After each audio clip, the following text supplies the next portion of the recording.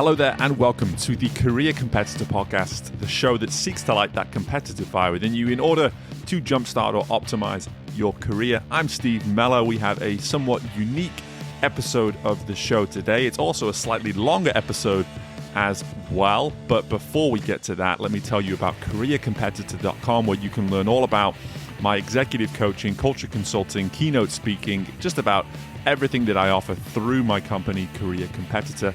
And at the moment, if you are someone who is individually or holistically as a team or organization looking to step up your performance in what it is that you do and move closer towards your optimal self and that of optimal performance, reach out. Let's set up a call. Steve@careercompetitor.com. That's Steve@careercompetitor.com. Would love to set up a free 30-minute consultation with you and learn a little bit more about what it is I can possibly offer you and or your team heading into the new year. But with that being said, let's get to today's episode.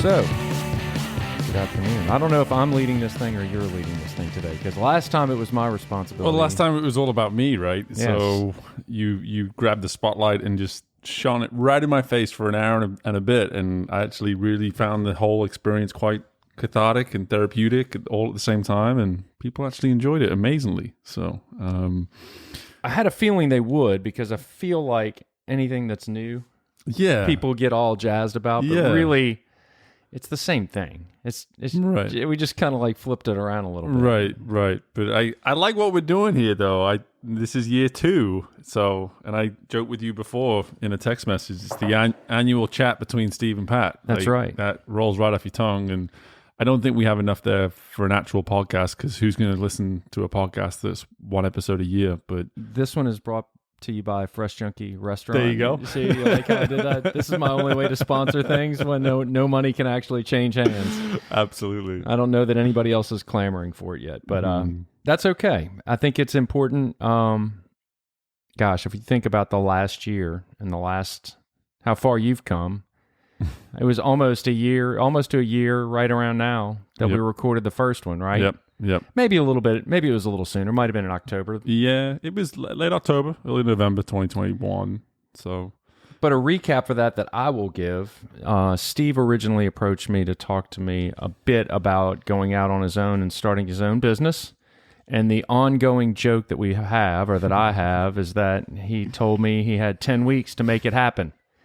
He's like, I got 10 weeks off, basically. I was the only one that came up with that. No one, that was self-inflicted. Yeah. No one else. I have 10 weeks, and that's all I have. And what did he need to do to get that done? And the first thing I did was I laughed and I laughed and I laughed about his 10 weeks. To be respectfully, though, you actually... You laughed internally at first. I didn't laugh at you. It was more of like a 6 or 7 week delay on actually laughing at me. Yeah. But yeah. But the cool thing for me is seeing all of the incredible, I think, progress that you've made. And I know this wasn't supposed to be about the Steve show and talking about how great you are, but really you've accomplished a lot. You wrote a book, you self-published a book, you started a business, you achieved enough business to basically not starve. That's correct. You can ask my son and daughter; they're well fed. Yeah, they're well fed. I mean, I feel like you have somehow avoided much of the pain of some entrepreneurs go through. So in that case, it's good. I think I'll be honest, starting out a little later in life, I think it was in being successful in other things and having that work ethic and being able to do that. That was a big part of it. But regardless, I'm super stoked for you, because I think you've accomplished a lot and in a short period of time, and are just scratching the surface, I think, of what you want to be. I do remember the other thing we talked about. I don't know, it was soon after that. I don't know if it was in the initial kind of meeting where you're like, I got 10 weeks. But I know that soon after that, we talked a lot about what's the product? Like, what are you going to be selling? What are you going to be doing? Right. And I remember saying, don't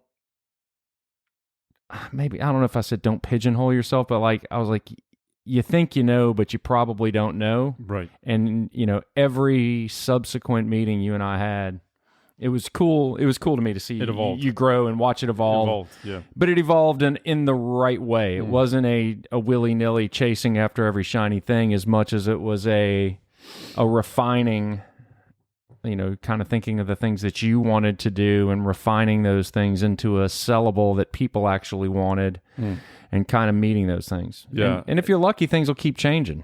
Well, and you kind of hit the nail on the head there with two things actually. Is one, people had a lot to do with what it is I'm offering and what it is I do for others now because I listened. I was able to listen to clients that were willing to work with me in the early parts of this year, and they were giving me more direction than I think they even realized in terms of how I can be best served in what it was I was offering.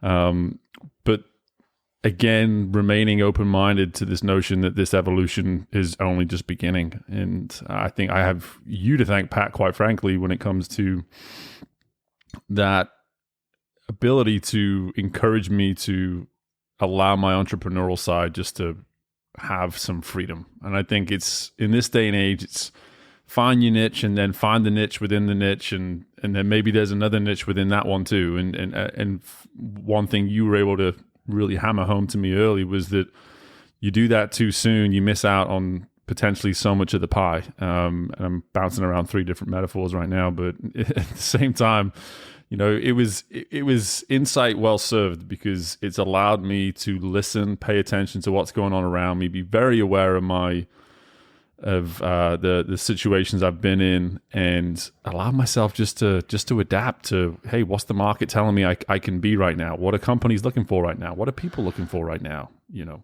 Well, and like I kind of said, you don't know what you don't know, right? And you have to be open. You have to be able to adapt and keep looking. Again, you were coming off of a very almost specifically, I don't want to say it was specific, but specifically athletic coaching at an elite level, right? Like, and that's a niche. Yep. And you made it clear, you're like, it's not that I don't want to work with swimmers again, or I don't want to work in athletic coaching, but really, it was evident to me when we first spoke that, like, you weren't talking about doing some of the things I do for clients where I'm writing training plans and stuff like that. That wasn't what you want to do with coaching. Sure.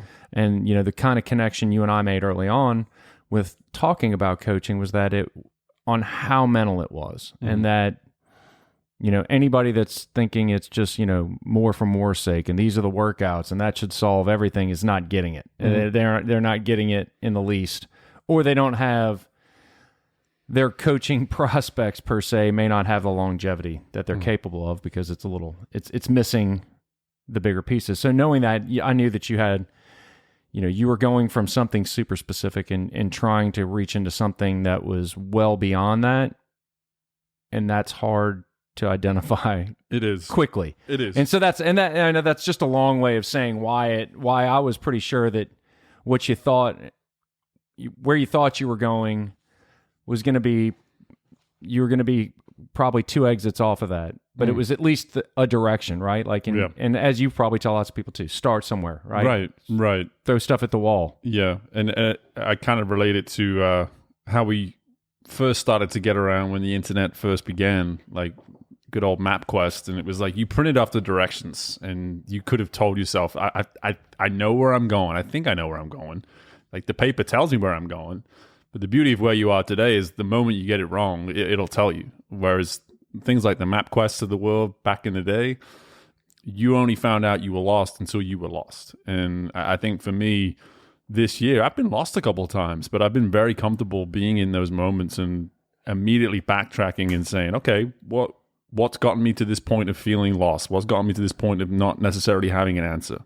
And the beauty of that is I become a product of the very thing that I'm serving to other people. And that was a huge part of what I've been doing this year, is not only identifying the areas that I can coach, and I've whittled it all the way down now to leadership and executive coaching, but through that narrowing down process, being able to stop and say, okay, how much of myself, my truest self, my organic self, am I bringing to the work that I do? And how much am I delivering the very insight that I'm providing clients, how much am I delivering and honoring that myself? Because one thing I always prided myself on in the world of sport was, hey, I never asked anybody to do something for the most part that I wasn't willing to do. And aside from swim really fast, once I started coaching, I wasn't doing that part anymore. But in terms of the discipline, the sacrifice, the commitment, whatever, however you want to put it, I wasn't asking anything more of an athlete than I would be willing to ask of myself. And I knew I needed to get to that same headspace in this world too. Yeah. Well, we made a couple notes on where we kind of wanted to go with today. You were talking, you wanted to touch on kind of an entrepreneurial episode. And one of the notes you have here, and I think we can dive in, is that you asked about how more people than ever after COVID were trying to pursue a passion. Mm-hmm. And what that has begun to look like for people. But I don't think that when I think of COVID and entrepreneurial spirit, et cetera, I think of a lot of people doing whatever it took to get through.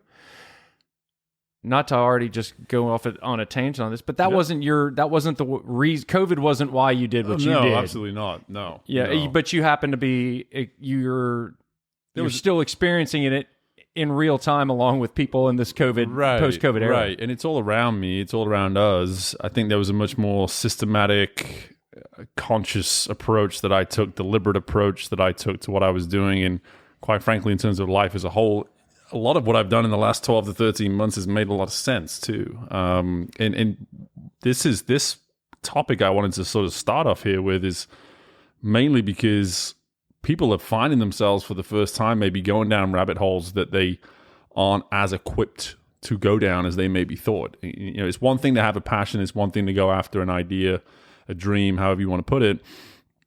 But to suddenly maybe get to a point where you're like, hey, now I'm turning this into a business, or hey, now I'm turning this into a service.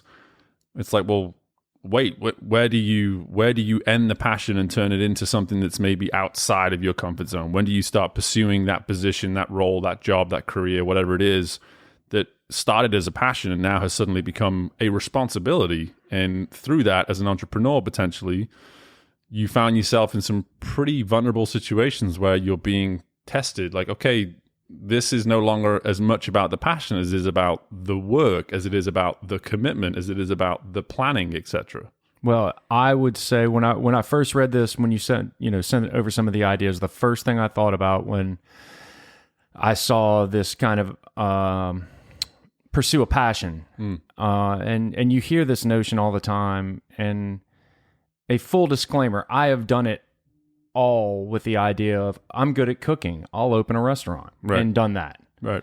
Like, I want to be in the fitness industry. I'll be a coach. I'll put on events. I'll do this. I'll do that. I've done it all from this idea of wanting to work in something I love. What I'll tell you after doing it for 22 years is that love doesn't last. Right. And so there's probably lots of people out there, and I'm not trying to discourage anyone, but there's probably people out there that during COVID were like, well, I'm good at this. I'm going to start this as my entrepreneurial mission. Yeah. The second thing that you just said that's most important, that is actually probably more important than a passion for what you're doing, is a passion for the work. Mm-hmm.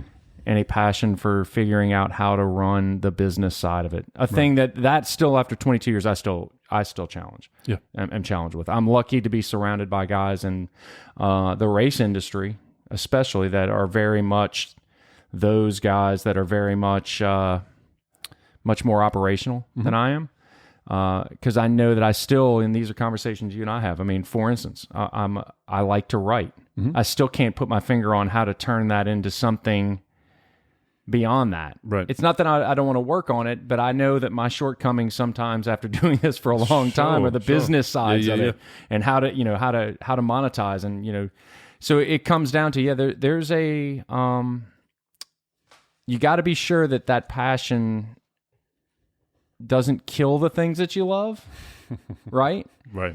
But I still, full circle, I still believe that we can do stuff and be entrepreneurs in things that we love to do. And then that does eventually make a difference. Mm-hmm. But you'd better remove all the Disneyland notions from it really quickly. Right. Because you'll find pretty soon you're like, oh, I don't really like this anymore.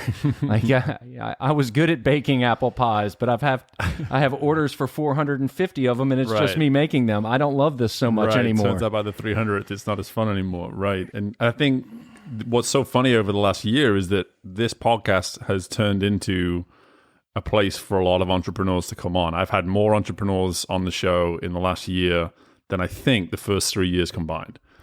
So it's just naturally kind of become a space for that. Yep. And then I've obviously been going through my journey, and you and I have continued to build on our relationship. And I knew you were just the ideal person to bring on, because here you are, as you said, with 22 years of experience in this area, and here I am still very much a rookie, if you will, in this space. And I am already able to just identify through the many stories that I've had throughout the year, talking with people and obviously getting to know you, that there is that line. If it is this sort of XY axis sort of thing, at some point that curve will start to dip back down. The passion will keep going up, the enthusiasm will keep going up, but as the demand for work goes across, at some point the passion will start to lower. At some point the excitement will start to evaporate in front of you, as you start to realize that my day is no longer a day of necessarily passion ahead of me, but it's responsibilities. It's items that I've got to check off on a list of many, many things that I need to check off. It is 100% the thing that I remember, probably I've told you, I was like, it's called fun for a reason, and it's called work for a reason. Right. No matter if your work is quote unquote fun or something that you love to do, it is still work. And when you have to do those things, or you will find yourself, again, either hating it or not being super successful at it, or wondering why, or spending a lot of time maybe not doing the things that you should be doing. And so, it is again, I'm at this point unhireable, and that's okay. You still got a little time left. So I'm creeping up on it. You're creeping up on that. So I'm stuck doing this for forever. But but it's a different, my wife and I have had this conversation before, and she's like, well, what if you had to wear a suit to make ends meet? And would you go? I was like, I'd never do that. She's like, well, what if you had to? I was like, you don't understand. Right. Like, I'd mow lawns. I'd do something I'd be doing something physical before I would be putting a suit on. Like, I'm no longer that guy, and I can't do that anymore. You've made that clear to me, though, that you've seen me in a shirt a few times this year, and you've seen me in a T-shirt. You're like, the T-shirt's more Steve. Like, it just is. My job is sometimes to bring things back down to earth. I'm just some of the places I walk into, a shirt is better served. That's all I'm saying. But, I understand. But I love that you already brought up this notion of work, because it can be fun to work. And I think there's this big part of the last 12 months for me has been studying the market that is corporate America, and obviously with Great Resignation and quiet quitting, and all this stuff that's out there, all these theories and storylines, or what you want to call it. At the heart of it is people wanting to figure out how best they can work each and every day and be fulfilled in the process. And the entrepreneurship illusion, if you will, presents this notion of have fun, be free, do what you love. But the word work doesn't get mentioned enough. But if you are an entrepreneur, what you know is work, and for the most part, most days, only work. But there's something about that commitment to the work that you find love for. And I say that now, still early on, but there are certain days where I literally do not stop from 5:15 in the morning until about 5:30 at night, which was my traditional day back in the day as a swim coach. However, I was not having fun most of the time during that 5:15 to 5:30 shift as a swim coach. I was so, hey, I got to get to here, I got to get to here, got to get to here, got to take care of this. And before I knew it, yes, the results of that job were fun, but the doing of the job a lot of the time wasn't all that fun. Whereas now, I can be in this flow state for 12 hours straight as an entrepreneur and look back and be, wow, I just busted my ass for the last 12 hours, but man, did I have some fun in the process. The thing that you said just a second ago that is a real shift on what it means to pursue a passion, or, if you love what you do, you never work a day, and blah, blah, blah, all the euphemisms and all that. It's the fulfillment of the work that you're doing. Right. That's what people were looking for. And that's why the things people know that provide them fulfillment are the things that live outside of their workplace for the most part. They enjoy their running group. They enjoy wine with their friends. They enjoy knitting, whatever, like the hobbies. And they had more time to do that during COVID. That they have, these hobbies that are their supposed passions give them fulfillment. So I don't know. When you said it, just kind of touched on something. It's that the work gives you fulfillment, and the only other thing that people know about those things are the fun things. Right. And that I think that's an opportunity for a big disconnect. They think that if they're knitting these hats for a living, right, they'll get to knit all the time, and this is going to be so much more fun than, again, just like I said, and by the 300th hat, they're like, I don't like knitting anymore. That passion was once an escape from something, but now it is your everything. And then you're in that moment again, you're right back to where you were, where you are now working all the time. And fulfillment's a great word for it. It's a word that comes up all the time in what I do now, is looking at someone across the table while they talk to me about this specific situation that they're trying to handle within their organization, and be able to look at them and say, well, if we were to do this based on what you've just told me, would you be fulfilled? Would you be fulfilled with that situation? Would you be fulfilled with how that scenario plays out if it were to play out the way you just described it? And that sense of fulfillment, another word really for satisfaction, let's be honest, being satisfied in what you're doing. As human beings, I've come to learn in those last 12 months, as I've had all the roller coasters of being an entrepreneur, that feeling of satisfaction is as great a thing that we can be pursuing. What do you think? And I'm way putting you on the spot because I'm just diving into this. Because so, what are the questions you have to ask yourself about work that makes it fulfilling? I think people, and one thing I always try to steer away from is these really vague, but for whatever reason have been turned into motivational, like know your why and, trust the process. It's like, they sound great and they look great on a caption on Instagram. But if you actually keep asking why, at a certain point, someone has to actually give you a reason and an answer. And what I'd like to do with a lot of clients now is talk about, okay, if we're going to get you to a point of satisfaction or fulfillment in the work that we're doing, how are you intending to measure this? What are you measuring this against? I mean, I just wrote down the word, how do we define? Define. Right? What are we measuring this against? Because in those vague terms, those motivational terms that are quite vague at the surface, we can tend to be quite guilty of being pretty vague with what we want to. We think we have an idea of what it is that we want. And because we're measuring ourselves against this vague concept, we're left with a lot of energy that's just like, unable to be identified, unable to be satisfied, if you will. Well, and I know from experience, we aren't defining it. We're not defining what it means to, we'll take you. What does it mean? Like when I would ask you, like I did ask you, what does it mean to be a coach? What does it mean for you? Like, what are you going to be doing?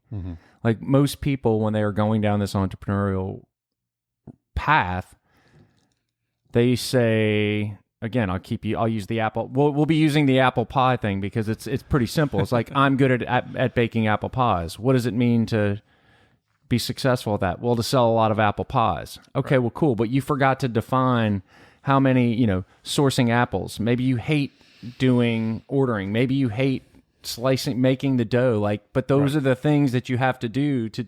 And if you don't define all those things while you're building it, you end up with another job. Right. And that is the thing that entrepreneurs, I think, I don't remember the name of the book, but it was a book, maybe it was the E-Myth. It was basically that notion that eventually you're not building a business, you're building you're just still a pie maker. You're the worker, right? You can't outwork. And so that's why it kills your passion for it, because you're the one that's doing all of the things and you can't do all the things. Right.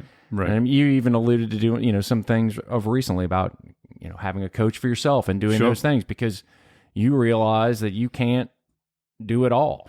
I can't do it all, and I can't always be the one responsible either. I think that element of responsibility plays a part of what we're talking about too. And just to be clear, like this isn't an episode of either become an entrepreneur or don't become an entrepreneur, because I actually think we all have elements of entrepreneur in us, and some of us see it out differently. And I actually have zero sort of emotional attachment to whatever decision you make, because everyone that I have, my client base right now is very much 50-50. Some of them are business owners, some of them are not. So for me, you go either way as far as I'm concerned. But what I like about what we're talking about is that at the heart of the entrepreneurial experience is so much of the topics, let's say, that keep coming up in the world today, especially associated with careers, which is what this show's all about. And you're talking to me here when you talk about, you know, who I've decided to surround myself with, and me being able to maybe pass some responsibility for the work that I do to other people. That's me recognizing my bandwidth. That's me saying, okay, at a certain point, if I don't have somebody to check in with once in a while and tell me like, hey, Steve, you said you were going to do this and you've not done it yet. Why have you not done it yet? Just for me to have that ounce of accountability within my world, I realized about halfway through this year is really important to me. And so that was why I decided in September to invest in my own coach. Yeah. And I've come to learn, the more and more I research this industry, the best coaches, they all have coaches. Yeah. You know. Well, and again, you're right. This isn't a don't do it. This isn't a should, shouldn't, whatever. But I think all of the things we are bringing up also apply beyond, you know, starting a business, you know, defining what's important, defining the steps and all those things. It's like, I mean, that's just regular life stuff. Exactly. It's things that we don't, but it's things that we don't ever probably stop and do as much as we should. Mm-hmm. I know I talk about it a lot, but I don't know that I spend enough time defining it for sure. So again, I agree. It's not a, you know, we started out talking about where you came from, where you're going, and some of the ups and downs of that. And I'm sitting over here telling everybody, you better watch yourself because you're going to get into this. But I guess I've seen it a lot. Yeah. Well, that's what I would love to hear that from you, is because here I am. Maybe I'm still the most recent version of this that's come to you. Maybe there's been another since, but I'm sure I've already come to discover it, and I've only been doing this for 12 months, is people that are considering entrepreneurship, people who have a side hustle that are thinking about making it their hustle, total, period, full stop. They come to someone who's already doing it and ask you, hey, what's it like? You know, and so here you are with 22 years experience of probably answering those types of questions. And the other thing, and that you've seen from our text messages and different things, because I'm always apt to send you just random messages on large, no context. Yep. That's how my brain works. I think Steve would like to know this or to think about this. Is that 22 years in, what I found that you still, like, I still have to look like, so, and for those of you who don't know, I've spent the last 22 years trying to build a life in fitness, right? I am a very slightly above average adult triathlete, which makes me not super fast at anything, right? But I can exercise for a very long time. Yeah. And I early on 20 years ago said I wanted to try to build a life around that. And what I found in the last, after having done it and now I'm in it, I still question, is this where I want to be? Am I still who I say I am? Mm-hmm. Do I still have that passion for those things? And I do, but what I'm telling you is if I've done it for 20 years and achieved some level, I'm making the air quotes, level of success, but I get to do this for a living. Sure. And I still question it. That was probably my chuckle with the 10 weeks. Right. Exactly. Hey man, I'm questioning now, and I've been doing this for forever. This episode of the Career Competitor Podcast is fueled by Fresh Junkie. Folks, if you are looking for a fast and fresh approach to elite fuel and nutrition, then look no further than Fresh Junkie, a world where healthy food and incredibly fast, friendly service combine in concert for a food experience unlike any other. Baton Rouge folks, be sure to go grab yourself one of their many delicious salads or wraps from a highly diverse and equally creative menu today.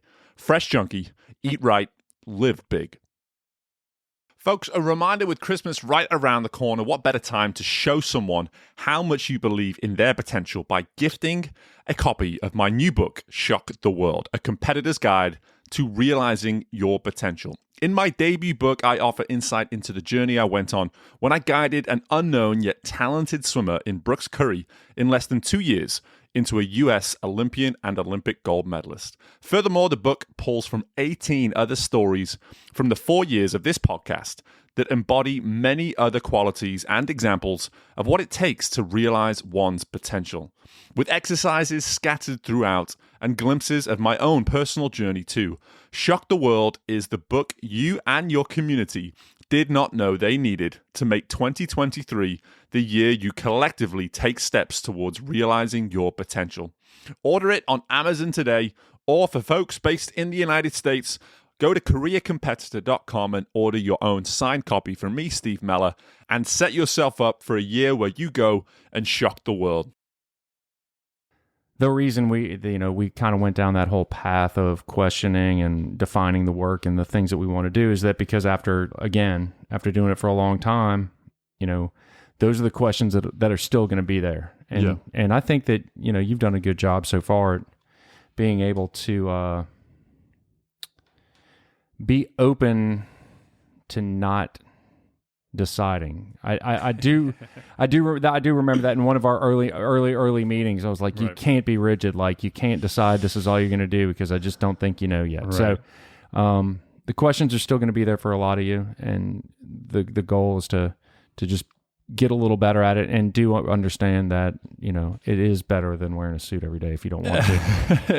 if that's what you want and that's what makes sense to you, absolutely. And I think something you were saying here amongst a few things, I actually want to start with the conversations, the back and forths that you and I have on a complete random text message here and there. And at the heart of it, a lot of the time, the running theme is how you and I both deal with holding ourselves accountable and starting to get to the heart of that a little bit, because I think that's a message that will start to resonate with anyone listening to this, whether you're someone who's very comfortable and happy in their place of work, considering a new job, considering entrepreneurship, established entrepreneur, doesn't really matter. This notion of accountability and saying, okay, what is the difference? What is the difference between one's ability to hold themselves accountable versus the ability to hold others accountable? Because here I am now doing what it is I'm doing. And I think a lot of the time when I start working with a new client, their assumption is that they've now hired someone who's going to hold them accountable. And one of the first things I like to now say, and I say this now because I got to the heart of what this word actually means, is I talked about the notion of facilitate accountability.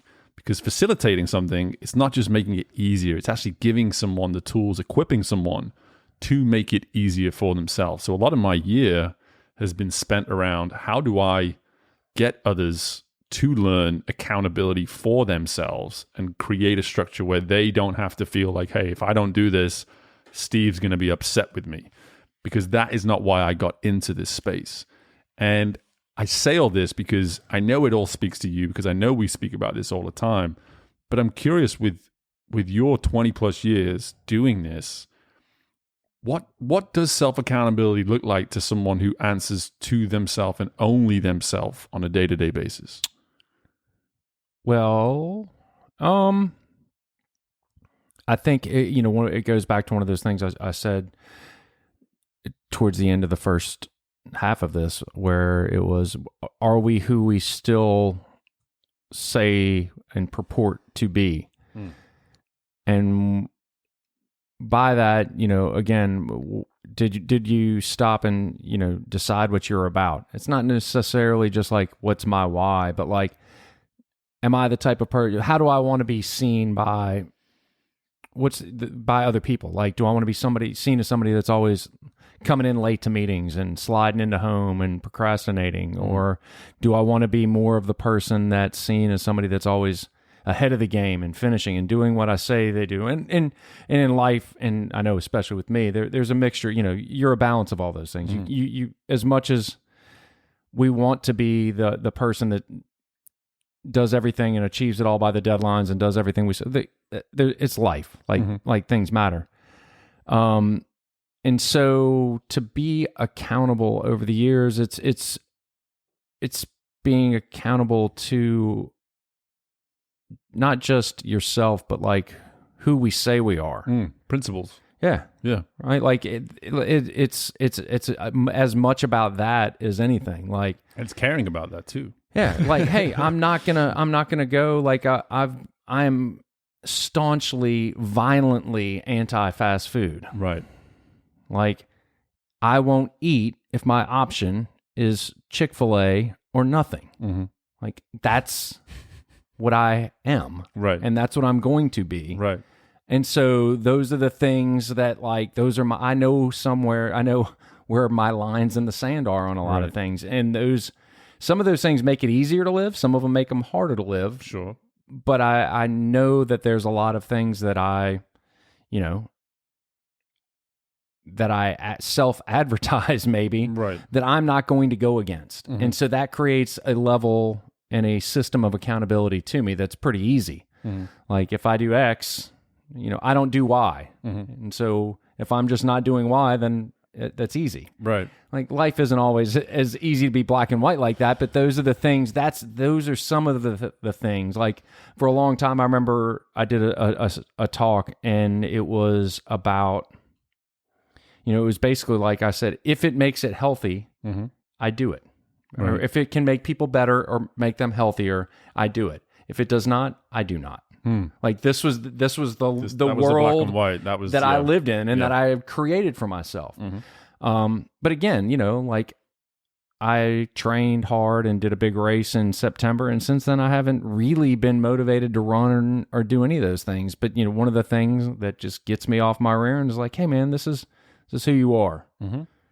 You can change what the things that you're doing are, but you're going to continue to do something. It's kind of like with my kids. It's like, hey, I don't care if you run or swim or bike or play tennis or whatever. You're going to do something. But you're going to do something. Right. Because we're not going to sit here all day. Right. And that, and that's, even when I'm not having my best go round of fitness or whatnot, I'm like, hey, but this is what you said. These are the things we're going to do. And you continue to do them. So, I think that's it. Yeah, and you bring it back around, something that came up, believe it or not, in our first conversation over a year ago, which was something I presented to you that I termed the minimum standard. And it's something that, having presented it in that conversation, which may have been the first time I ever kind of realized, hey, that's kind of what I've been calling it all these years.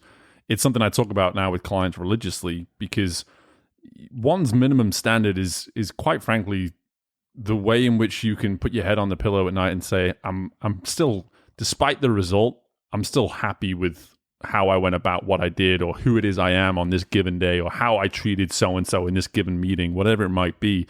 And I think so much of accountability stems from how we can connect with those minimum standards and who it is we're holding those minimum standards for, because so much of what you said there, like the immediate beneficiaries of those minimum standards of yours, 1, you, 2, those you love, 3, your business, like these are all things that matter to you significantly. For sure.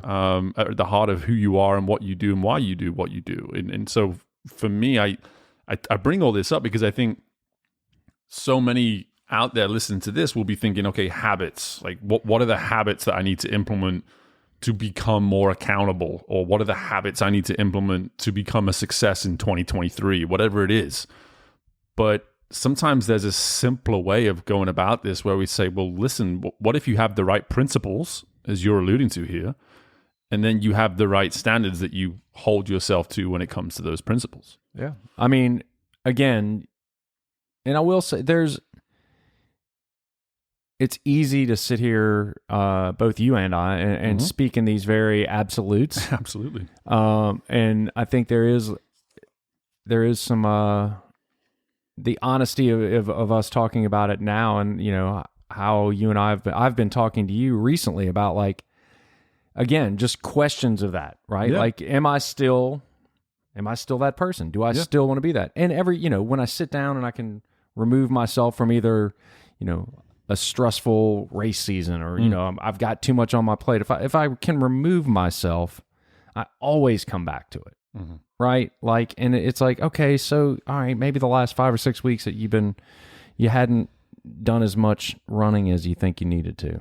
Mm-hmm. Nobody cares about that but you. Like, you have an option. You can get up today and do something and right the ship, or not. And ultimately, I always come back to those things. Like, I'm always going to, I think always, it's been 20 years. I feel that's a pretty strong run. I feel like I'm always going to want to do things that help others become healthier and better. Mm-hmm. And I know that to do that, there's things I have to do every single day. And those things, it starts with me.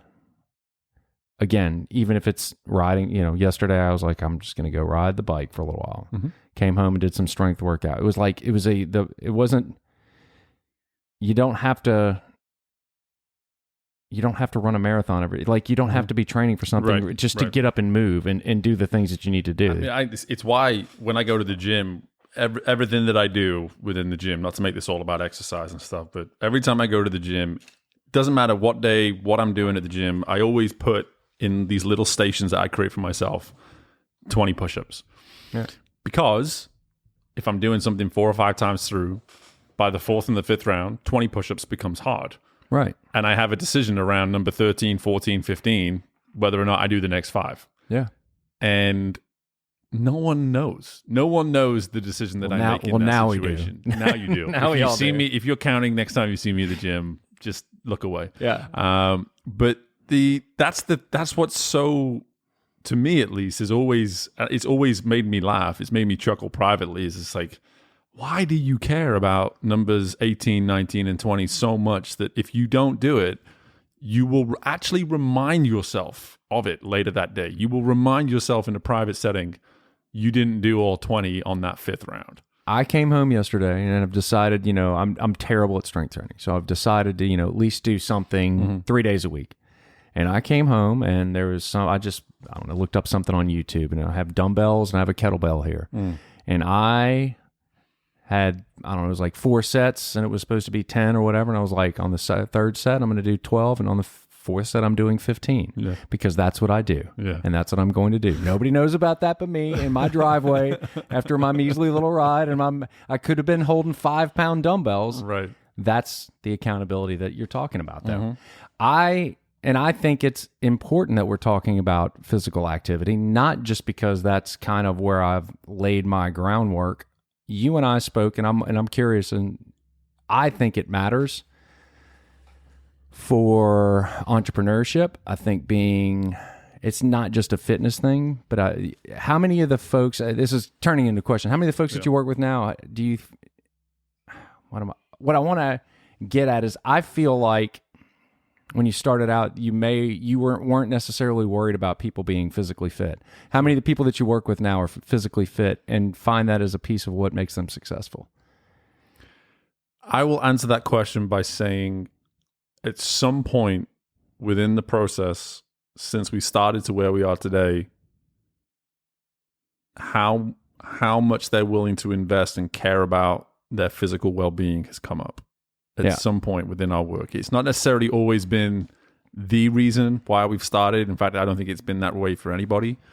But at some point, and I can say this just from one example with a client, is that they had this way of explaining it to me where they would notice someone who clearly, if they walk into a room, it's like, that guy clearly works out. He's made that his thing. Yeah. He's made that his thing.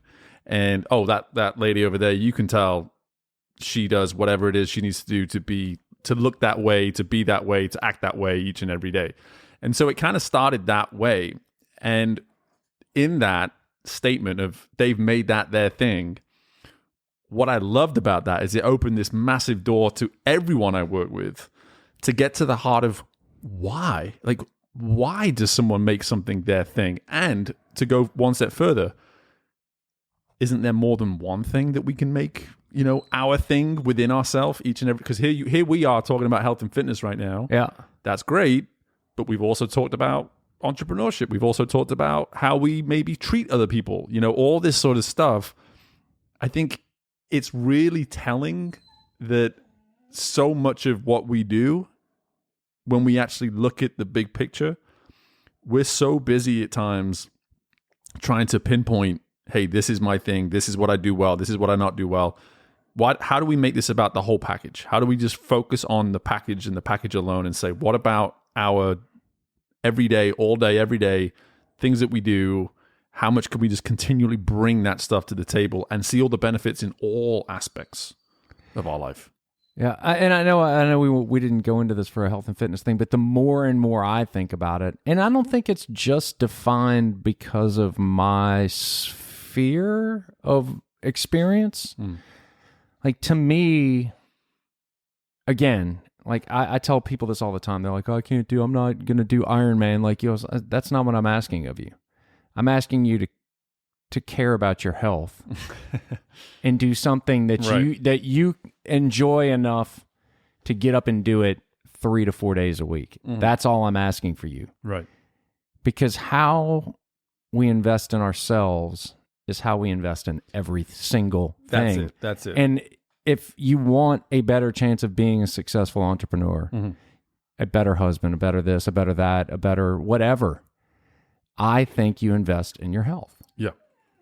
And I love that. I know that we didn't come in here to talk about that. No, but we got you found a much more slick way of saying what I spent about a minute trying to say, which is that of if you want success anywhere, start with you, pretty much. Yeah. And if you want consistent success in all aspects of life, start with you. And that's kind of where we're going here is, for me, I've done a few speeches now this year, and at a few of them, I've asked the question to the audience when I'm trying to sort of make the impact statement of, the importance of habits and the importance of routine and the importance of being consistent with yourself. I like to say, hands up, who knows what they're having for dinner tonight? And I have yet to be in a room where more than half the room is able to put their hand up. For sure. Because it's not a priority. Yeah. Because it's like, well, I'll figure it out when I get home, or I'll figure it out on the way home, whatever it might be. It's going to be something along those lines where instead of it being a priority, instead of it being something that is an extension of self, where it's like, hey, because I want to have great energy tomorrow, because I want to have a great night's sleep tonight, I'm actually going to care about what I eat tonight for dinner.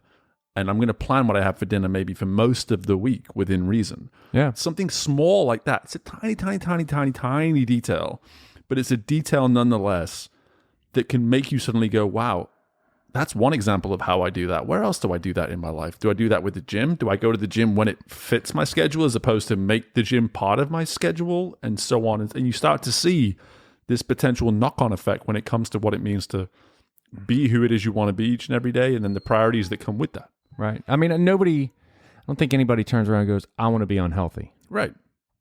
But again, it's kind of that how you do anything is how we do everything. And when you can't, I don't know. I'm not going to harp on it too much because I know this is the thing that a lot of people say I harp on all the time. But it means, I think it matters, and I think it matters beyond just I want to be healthier. Like I've always said that if I have when I worked in the running shoe business, so I sold running shoes, and the running shoe business is populated by runners who a lot of them ran in college, who are far greater runners than I would ever be. And it's also populated by guys who will never run again because they can't run as fast as they used to, and I'm like, I remember speaking with my national salesman, like my boss, one day, and then I remember looking at him and him looking back kind of aghast, and I said, the day that this job takes anything away from me wanting to run is the day I don't do it anymore.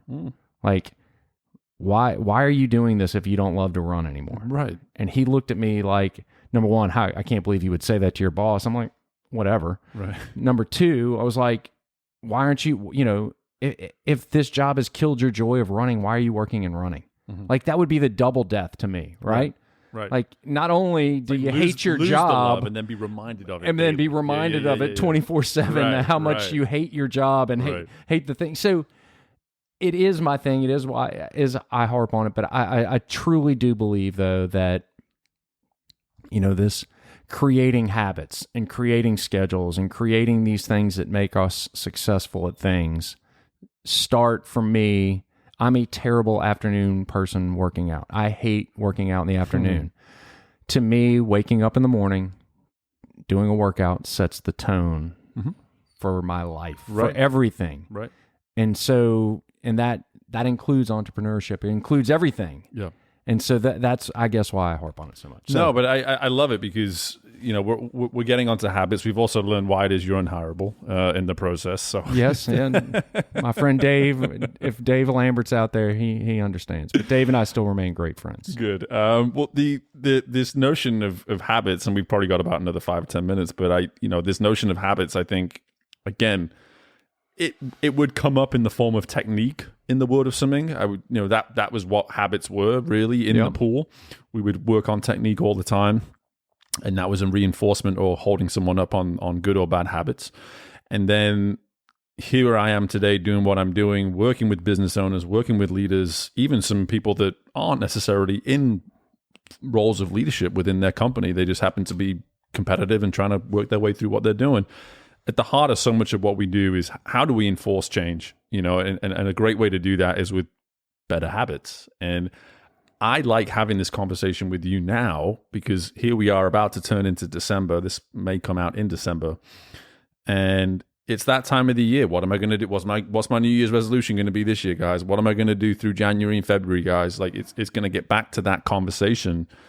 And hear the statistic every single year. Most resolutions are done within however many weeks, whatever it is. We're about change and long-term change on this podcast. And that's the business that you and I are both in, is that of long-term change. I'm curious for you, when you look at the long-term changes that you've been able to make at times, at checkpoints within your career, what's been at the heart of that? The habits that... When I started doing what I do for, again, working in the businesses that I work in that are healthy, I made it a non-negotiable. One of the reasons I wanted to do it is I was going to give myself the opportunity to train first every day. And after all this time to not do that is almost like a slap in the face to why I did it in the first place and why I was doing it. So it's kind of one of those sorts of things. I will tell you that I used to be staunchly I hate the office. I need more structure back. Our company's been without an office for a year or so. Interesting. And it's been one of the harder years of my life from a work standpoint and being able to have habits. I don't work well at the kitchen table. When given the opportunity to do many things, I do many things and I don't have an office at home, so I don't have like a carved out space. Right. And so those successful habits for me, it's a good time to talk about this because I'm in the process of trying to figure out like how, as I approach the new year from a work standpoint. Right. What are those habits? I think that, the first thing, and I say it with every single thing I coach people on, is you just start. You have to start with something. There it is. I find that because I have a lot of different things that I do, I have many different things that I can do in any day. So I've begun to manage stress better. It's like, what's the thing that if you did it will alleviate the most stress first? Right. Do that. Now, what are the things that have to get done today that are other things? So a little bit of defining and a little bit of planning those things out so that you can, the day before preferably, so that you can hit the ground running in the morning. Right. I keep using the word define. It's like you got to define the things that are not just important to you, but important for getting the job and the responsibilities that you have done. Like you have to be able to define them, and you can't. I am not really wired for that sort of organization stuff. So without structure, I tend to be a little bit all over the place. And so those are things that, again, like I get through it all, but not, sometimes not in the way that I purport to want to show up. Sure. Right. So those are things that, I continue to work on, from a physical fitness standpoint with, talking about New Year's and people doing stuff. I tell people like, hey, you're doing nothing right now. 10 minutes is better than no minutes. 15 minutes is better than 10. 20 is better than 15. Start somewhere. Agree to, I had a kid that was running poorly and I was like, agree to run the first mile. Like, that's all you have to do. Because you and I both know, once you get into something, it's the age, you got to start. Yeah. And you got to continue to start, and you have to do your best to plan so that your start every day is yielding the things that are, important for your responsibilities. Yeah, man. I mean, it reminds me, I was on a podcast that was probably one of my proudest achievements this year was being on this podcast, Inside Personal Growth. And, it was, for me, when I was on there, we got onto this notion of how you can just enforce change and make change a consistent. And so much of what I believe in and what I love working in is, one, addressing the fact that change is gradual. Two, acknowledge the slight improvements that you make each and every time. And three, find a way to immediately identify ways to level up once you hit a specific checkpoint. And it's that term momentum then suddenly comes to mind. It's like suddenly now we have momentum.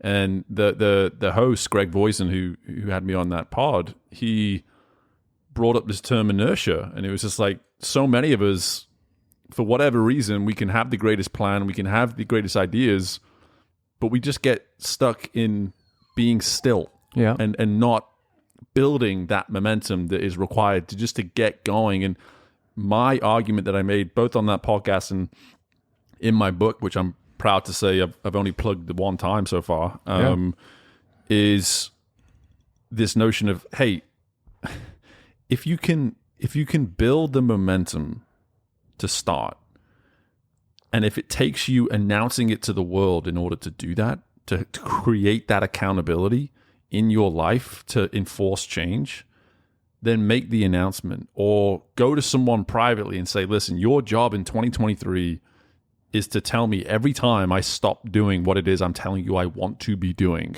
moving forwards. Like, what does that external motivation need to be? Not motivation, sorry, accountability need to be in order to actually implement the gradual change that is required to get to where it is you want to get to. Don't make it about the destination. Don't make it about the crazy goal for 2023.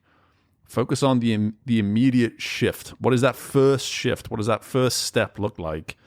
And once you can do that, like you said, go from 0 to 10 minutes of something, suddenly things seem like they have a map, if you will, that you can start to move forwards. It's about, what will I agree to do tomorrow?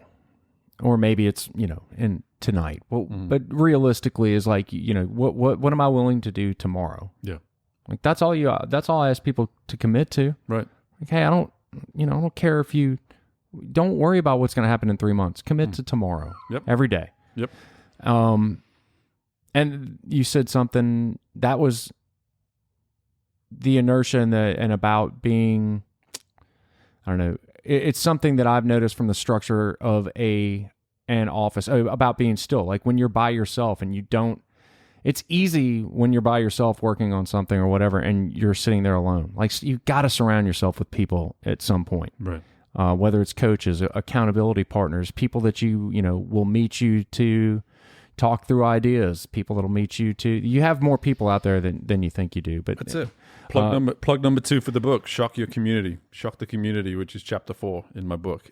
I talk about building a community around you. Who's going to be your 5? Who's going to be the 5 in 2023 that, and this is a big part of it, as much as you want to ask of them to sort of keep you going, what are you going to bring to the table? What are you going to show them that's worth investing in? That's a big part of it too. We're talking here about find those people to surround yourself with. That's all well and good, but if all they see is you bringing half of yourself all the time, they're not going to want to bring their entire self Yeah. to the equation. I trained the last couple of years we used to have a big group, Yeah. and it's dwindled down over time. And I miss that. I miss that community of like-minded people that are all, it feels like you're fighting the good fight. Right. When you're doing it by yourself, it can get old. So that's why I think I wholeheartedly believe in that, and it's not just, the reason they call them accountability partners and the reason why the people talk nonstop about it is because it works. Yeah.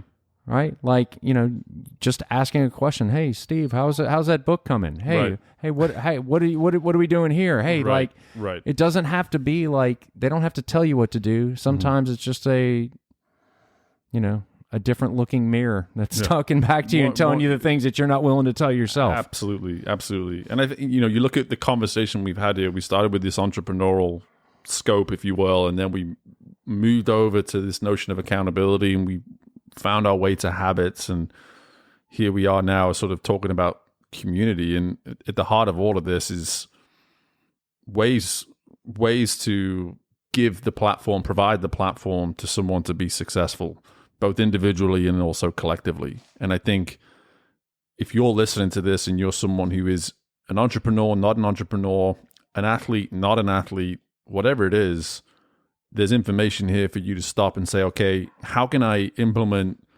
some of these notions and topics and ideas that Steve and Pat are presenting in 2023, not only to advance myself, but to be a catalyst for change for others as well. And I think we both come from a space where we're very passionate about exactly that. Yeah, I agree. And I'm just fired up that we're here and that you're not back, you didn't move to, I don't know, Western Kentucky to coach a swim team because after your 10 weeks, you said, hey, man, why didn't I have enough people? I need a job. That takes courage, and I think that's a thing that people don't realize. So that good on you for that. But we've got a lot more to do. I look forward to 2023, and I look forward to doing this maybe a little bit more often. Maybe we can just figure out like a segment, a short one that we don't have to wait a year in between each one. Did someone say spinoff? I don't know, man. I don't know. The only spinoffs I remember were like Joni Loves Chachi. That was terrible. So we got to be careful what we ask for. Yeah, as long as it's not another Joey. That's Joey right. was another one. But listen, man, you know how much I appreciate you. I wish people realize just how much you lower the standards of your own performance when you refer to yourself. You are not an above average athlete for your age. You are a good to great version of that. And same goes for many other walks of your life too. And I'm excited to continue following and watching your success over 2023 and hopefully being a support for maybe some new discoveries of your own in chapter 23 of this entrepreneur ride for you. Yeah, I know. 23, good Lord. Somebody asked me the other day, it was like, how long have you had a place downtown? It was a restaurant that I have. And I was like, it's 20 years, almost 21 years. They're like, how did you know so fast? Because like my daughter turned 20 and it opened a week before she was born. There it is. Oh, man, good stuff. Well, Good stuff, thanks brother. for having me, and I appreciate it, my man.